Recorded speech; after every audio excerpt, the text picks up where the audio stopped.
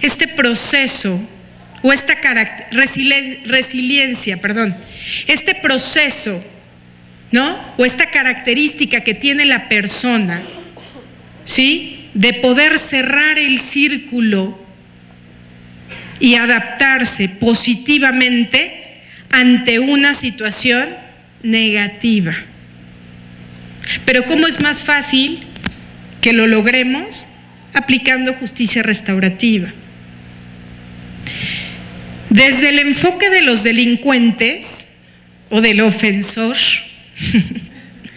permite comprender las causas y los efectos de su comportamiento. Muchas veces ni siquiera ellos lo comprendieron, y la justicia restaurativa ayuda a que lo comprendan, asumiendo además su genuina responsabilidad. Cuando tú asumes tu responsabilidad, es más fácil que trates de reparar el daño. Pero no solamente el daño material, sino también el daño moral.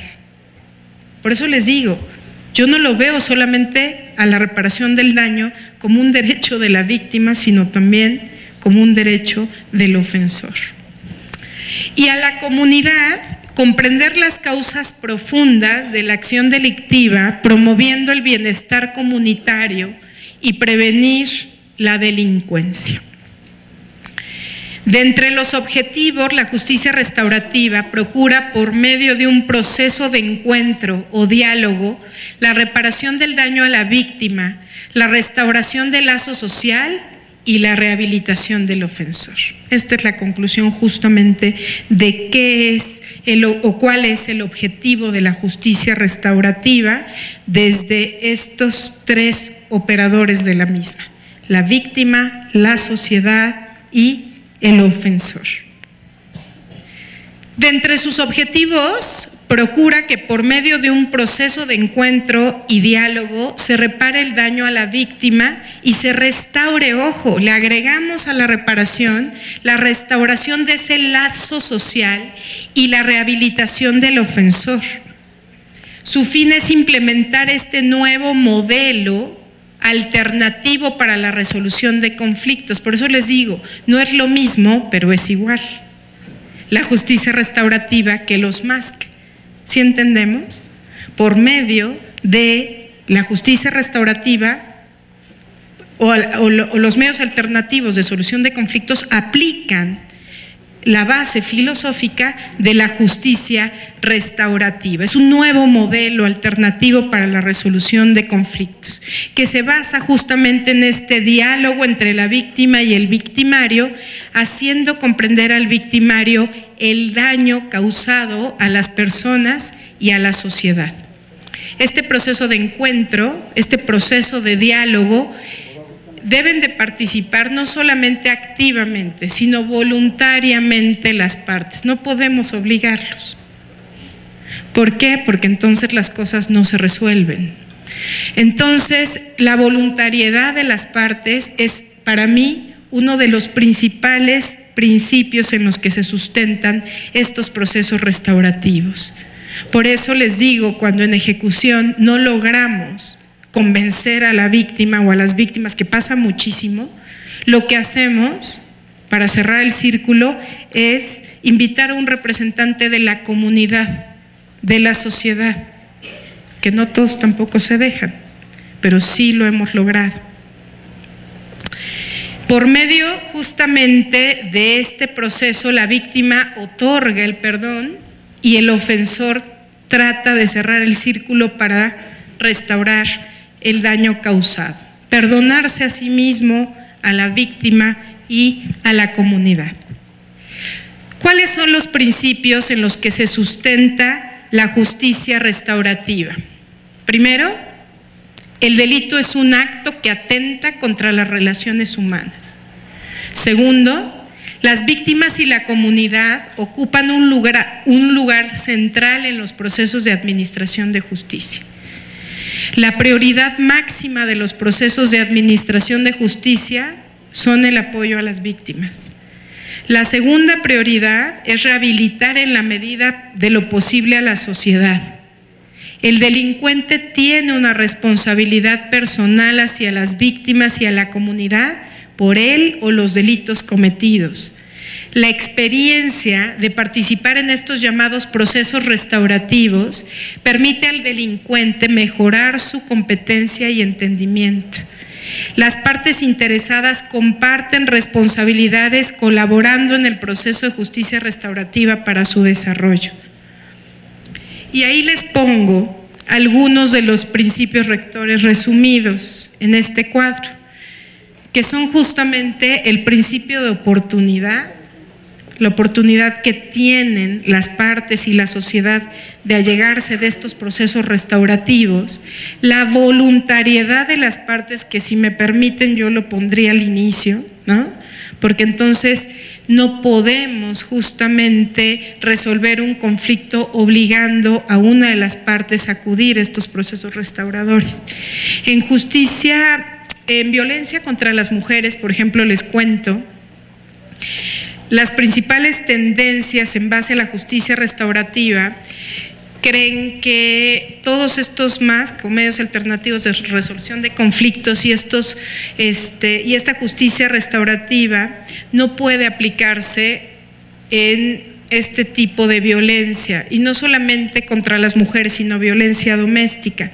¿Por qué? Porque aunque la parte ofendida, la víctima, diga que quiere acudir o voluntariamente acuda, finalmente el proceso es un proceso desigual. Ya estando en este proceso restaurativo, esa voluntariedad se vulnera teniendo enfrente al agresor o a la agresora, ¿por qué no decirlo así? Entonces, al parecer, no hay justamente, en base también al principio de equidad, una equidad entre las partes. Porque si bien es cierto, la víctima o el ofendido puede acudir, esta persona que lo ofendió es una persona que para ella casi siempre se encuentra en un nivel de superioridad. No solamente desde el enfoque de la violencia, sino también casi siempre es su padre, su madre o una persona a la que le debe, ¿no? Su tío, sus abuelos, a las que finalmente les debe respeto. Entonces se cree que en estos procesos, en estos delitos de violencia doméstica, no es procedente o no debe de ser procedente estos procesos restaurativos, porque no se cumple con muchos de los principios, principalmente el de voluntariedad, que se encuentra disminuido, y el de equidad de las partes ante estos procesos restaurativos para resolver el conflicto, como medio de resolución del conflicto.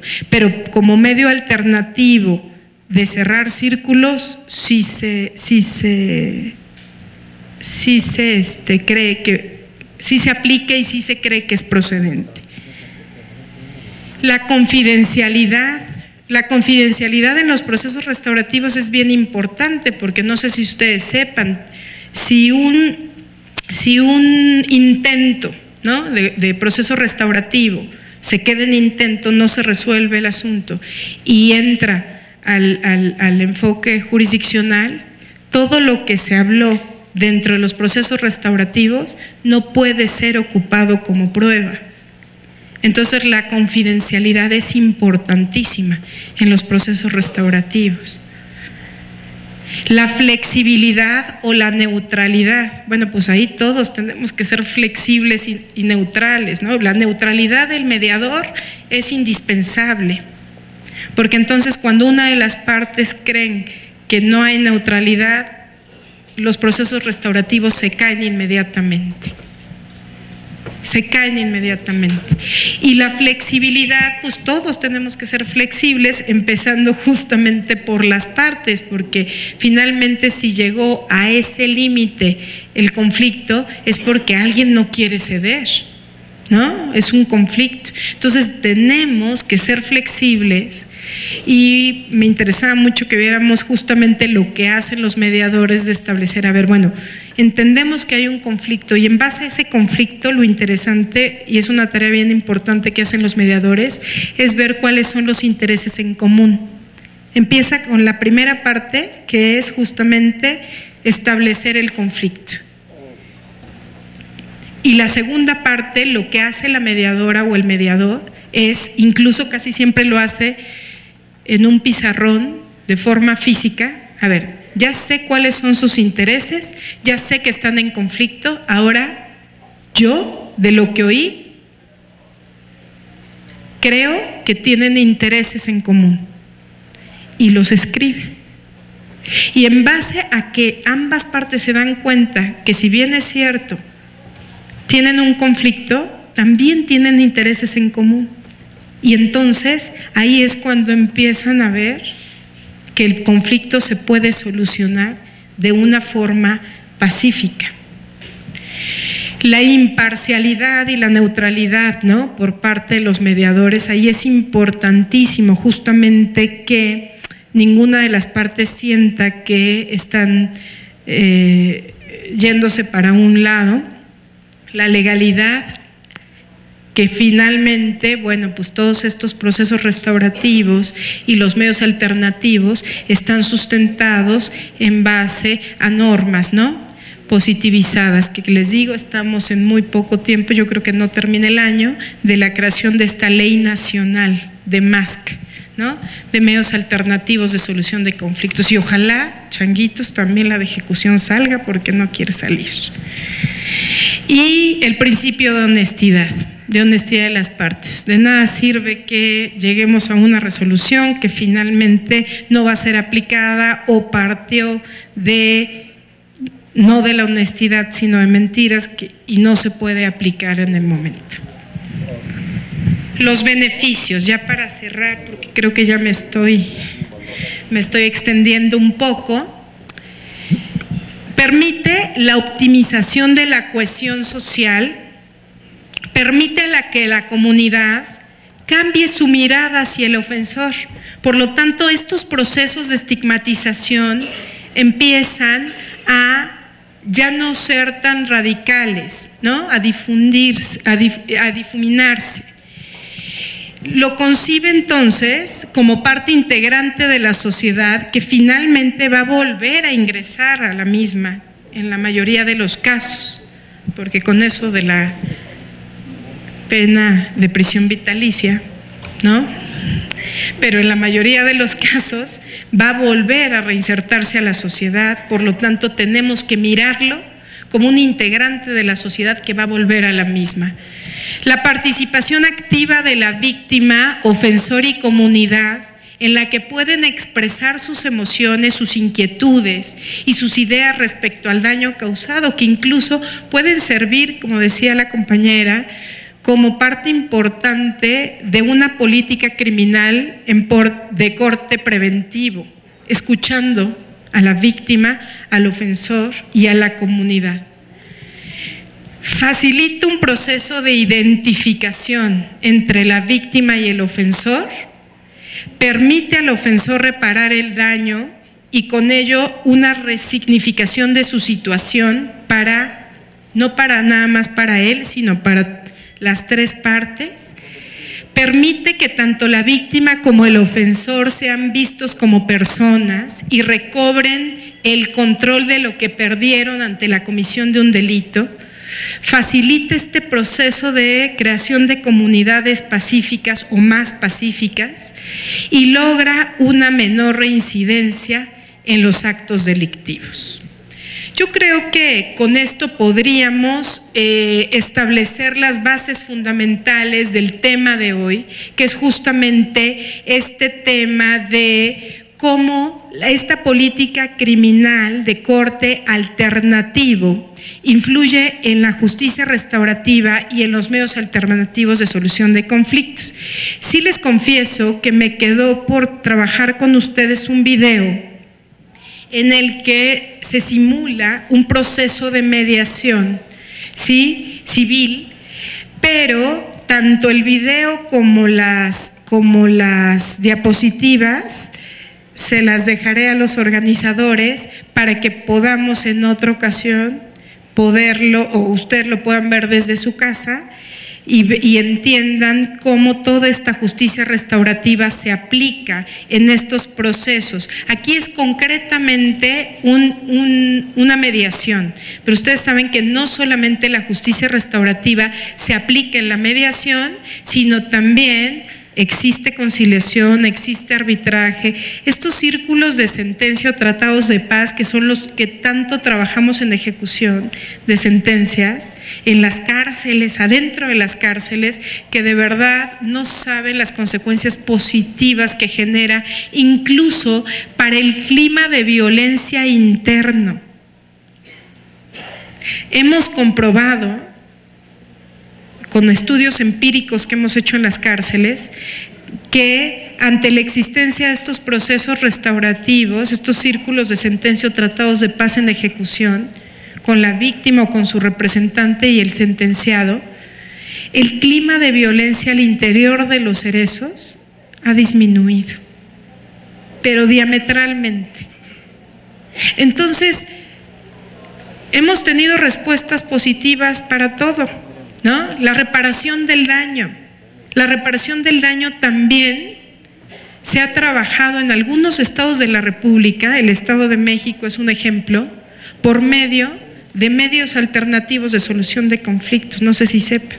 Lo que hace o hacía hasta donde yo me quedé la juez de ejecución era mandar la reparación del daño al centro de mediación y por medio de un convenio firmado entre la víctima o el representante de la víctima y el sentenciado, se firmaban cómo se iba a pagar la cantidad económica establecida para la reparación del daño en mensualidades y las condiciones en las cuales iba a ser pagada esa reparación. Y se hizo un estudio empírico que me platicaron, yo no lo hice, de cómo la reparación del daño ante estos procesos o mecanismos alternos aumentó más a casi el 90% de efectividad. O sea, es más fácil que una persona repare el daño estableciendo por medio de un convenio cuánto puedes pagar mensualmente en base a tus ingresos. Entonces, bueno, yo se los vengo a platicar de manera muy rápida, pero ojalá y les incentiven ustedes esa semillita y la curiosidad. Ahora todo lo tenemos al alcance de un clic, ¿no? Tienen ustedes muchísimos medios para conocer lo que es la justicia restaurativa, está medios alternativos de solución de conflictos, pero sobre todo lo que a mí me interesaba, creo que lo logré con ustedes, es tratar de platicar con ustedes este cambio de paradigma. Si no entendemos el sistema desde un cambio de paradigma, el sistema va a costar más trabajo en implementarse de manera eficaz. Es un placer haber estado con ustedes.